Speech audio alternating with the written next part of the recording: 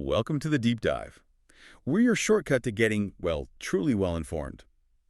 Today, we're going to plunge into something pretty remarkable, the Spanish Ibex Grand Slam. We're going to unpack, what this elite challenge actually is, why it's seen as such a pinnacle achievement for hunters, and maybe most importantly, what it really takes to pull it off. Our mission here is basically to give you a full picture of this unique pursuit. It kind of blends high-stakes adventure with this really deep cultural immersion, and we're distilling all this from the sources you've shared with us. Exactly. And for this deep dive, we're drawing from some great material. We've got excerpts from a podcast interview with an expert from Global Hunting Solutions, and we also have lots of detailed info right from their website. So it's a good mix of practical details and that real experiential feel. Okay, let's unpack this incredible challenge then, the Spanish Ibex Grand Slam. It sounds like a monumental feat, basically involving successfully hunting 4 distinct subspecies of ibex. And they're spread across wildly different regions of Spain, right? That's it, precisely. 4 subspecies, 4 very different hunts. It's definitely not just about ticking boxes. It's a genuine test of a hunter's skill, their adaptability, and honestly, their endurance, too.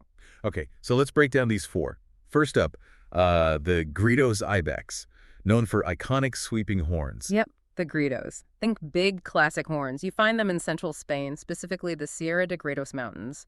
They're often called the most classic Spanish ibex for a reason. And the hunt itself, is it just about spotting those horns? Well, not quite. Hunting them often means dealing with that high alpine, big mountain terrain. It can involve long, patient stalks. It really tests your lungs as much as your aim, a proper mountain hunt experience to kick things off. Okay. Then number 2 is the Besit ibex. Their horns are different, more vertical, curling outwards. That's right. More vertical. And they live in these almost haunting landscapes. Rocky, steep cliffs, deep valleys. The Besit Mountains. So a totally different kind of challenge. Oh, absolutely. Besit isn't just about the horns. It's about mastering that extreme vertical terrain. It becomes a test of your rifle skills, sure, but also your kind of alpine resilience. You need a head for heights. One wrong step there could genuinely end the hunt. Wow. Okay. Moving south then for the third one. The southeastern ibex. The southeastern. They're a bit lighter in body, incredibly agile on the rocks, often known for really impressive horn symmetry. And where are they typically found? Usually the Sierra Nevada region or some of the surrounding Andalusian ranges down south. So another shift in hunting style needed, I imagine. Definitely. These ibex demand a different approach. You're often glassing across these vast rolling cliffs. It feels more open, almost desert-like sometimes. Less intense vertical climbing maybe, but more about extended glassing, spotting the right animal from way out, and making a clean shot in that big open country. Right.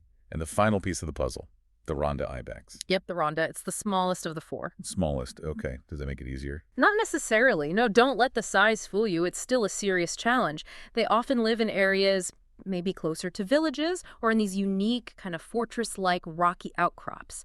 It demands real stealth, real precision. So it's fascinating how each region forces you to adapt. It really is. You're constantly shifting tactics, testing your skills in completely different ecosystems across Spain. That's a huge part of the appeal. Which brings us to the next point. Beyond the technical hunting aspects, what really draws people to this specific challenge in Spain, it sounds like there's a lot more going on than just the hunt. Oh, absolutely. The sources we looked at really hammer this home. They call it the full experience. Hunters aren't just chasing trophies. The phrase used was chasing legends. Chasing legends, I like that. Yeah. And what's really interesting is how the culture isn't just like a nice add-on. It fundamentally shapes the hunt. Think about it, you might be tracking an ibex on the same ancient paths shepherds walked for centuries. It connects the hunt to this deep history. Suddenly, the trophy feels almost secondary to that whole journey, So it's the landscape, the animal, and the history, all rolled into one. Exactly. You've got this gorgeous, but often pretty unforgiving terrain. You've got incredibly smart animals that really push your limits, but then you also have this deep dive into Spanish history, the culture, the amazing hospitality, waking up in centuries-old mountain villages. Eating incredible food, I bet. Oh, the food, and, glassing for ibex on cliffs that look like they're straight out of a postcard. It's the whole sensory experience. That really comes through in some of the testimonials we saw. One hunter said, I've hunted in Alaska and Canada, but nothing touched Spain. You mentioned the food, the culture, the ibex, everything I imagined and more. Yeah, testimonials like that really capture it. And another one specifically mentioned impeccable attention to detail, a personalized itinerary, and high-end accommodations. Right, which highlights how these trips aren't just thrown together, they're carefully curated to deliver that complete, high-quality experience. Okay, so let's talk logistics. Tackling a challenge across 4 distinct regions sounds, well, complicated. How does a company like Global Hunting Solutions actually make this feasible for someone? How do they pull off something this ambitious? It really comes down to meticulous planning and having the right connections on the ground. They talk about having this highly vetted network of local outfitters all across Spain. And crucially, each one specializes in a specific ibex species in their region. Ah, so local expertise for each leg of the journey. Exactly. And that allows them to handle all the complex bits for the hunter, the permits, getting firearms sorted, whether it's bringing your own or renting, having expert local guides.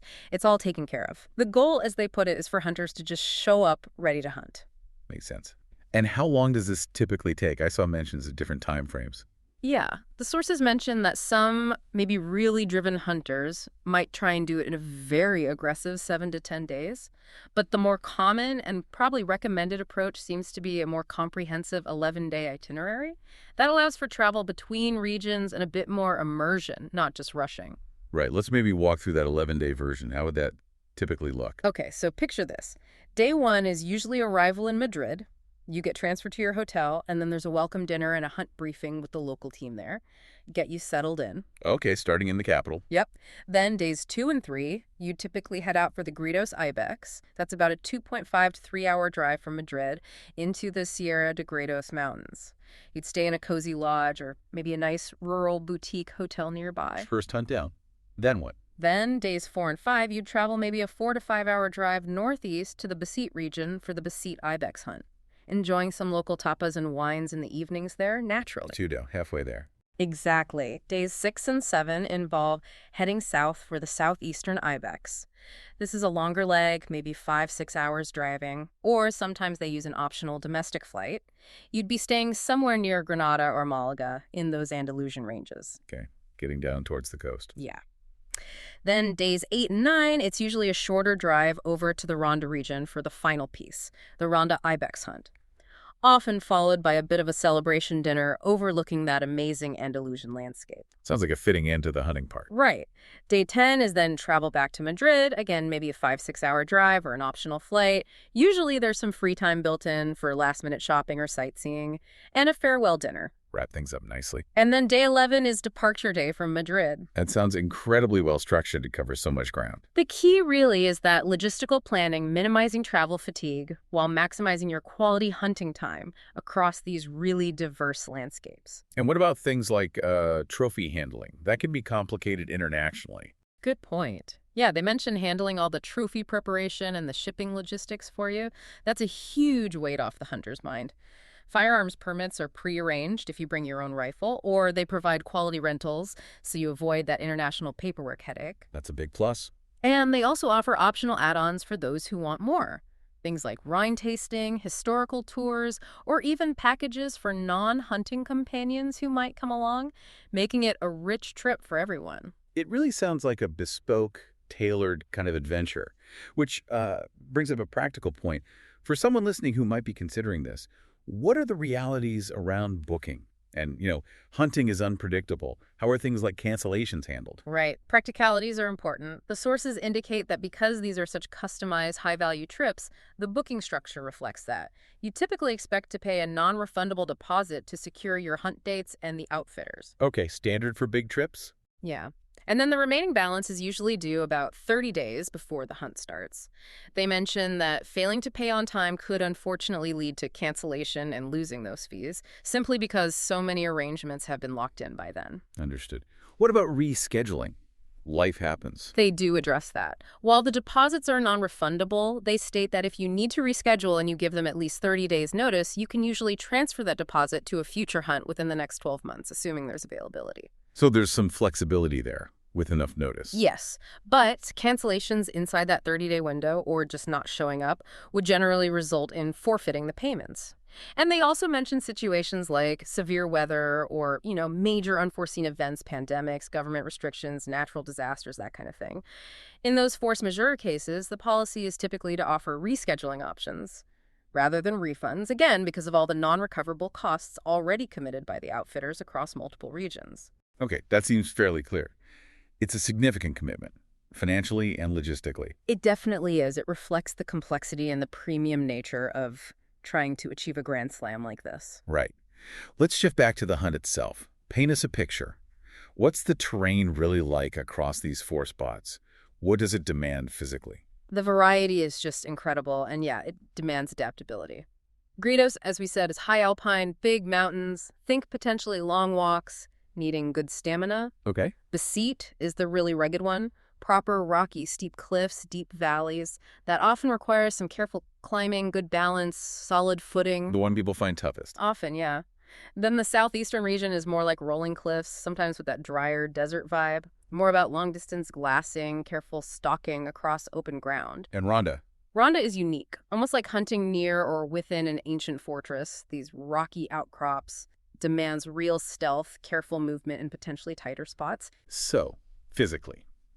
The website mentions different things like activity level 35 or low, suitable for all fitness levels for the itinerary, but also moderate physical condition is ideal. How does that square? Yeah, I think the suitable for all fitness levels likely refers to the overall trip structure, the travel, the lodging, the logistics being handled. But the actual hunting, while maybe averaging out to moderate, can definitely have moments that are quite demanding. That moderate physical condition is ideal is probably the key takeaway for the hunting itself. You will likely encounter steep, rocky slopes somewhere along the way, and you'll be doing a decent amount of walking, often over uneven ground. You need to be reasonably fit.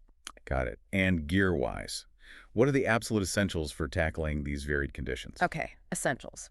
Definitely layered clothing. Mountain weather changes fast, even in Spain. You need to adapt. Good boots are crucial. Light, but sturdy, with excellent ankle support for all that uneven terrain. Yes, good optics are vital. A minimum of 10 by 42 binoculars is usually recommended for spotting ibex at distance, especially in the southeastern region. And don't forget, sunscreen and hydration. The Spanish sun can be intense, even in the mountains. Right. And the shot itself, what are typical distances? The sources suggest typical shots are usually somewhere between 150 and 300 yards. So being comfortable and confident with your rifle out to that range is really key. Practice matters.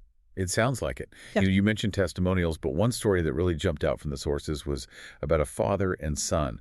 Apparently they managed to get all 4 ibex in just 8 days, which sounds incredibly intense. Wow, 8 days is pushing it. That's impressive. Yeah, and the description mentions seeing the sort of raw emotion in their eyes. They'd faced sunrise on Gredos, dealt with snow and Besit, Snow and Besit, yeah, that can happen. and then finally got a Rhonda ibex at just 50 yards on a cliff edge. And one of them said, Besit was the toughest hunt of my life, but when I dropped that ibex, I teared up. That's what this is about.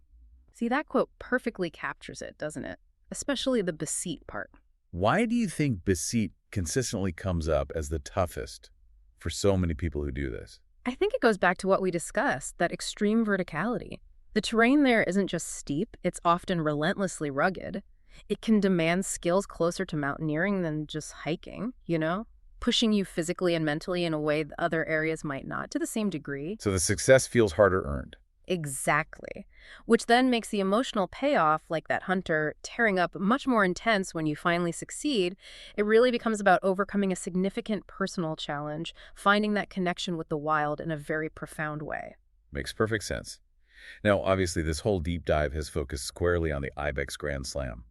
But Spain, as a hunting destination, offers more, right? Yeah. It's not just about these 4 ibex. Oh, absolutely not. Spain is incredibly diverse for hunting. Beyond the 4 ibex subspecies, you've got opportunities for majestic red deer, especially during the rut.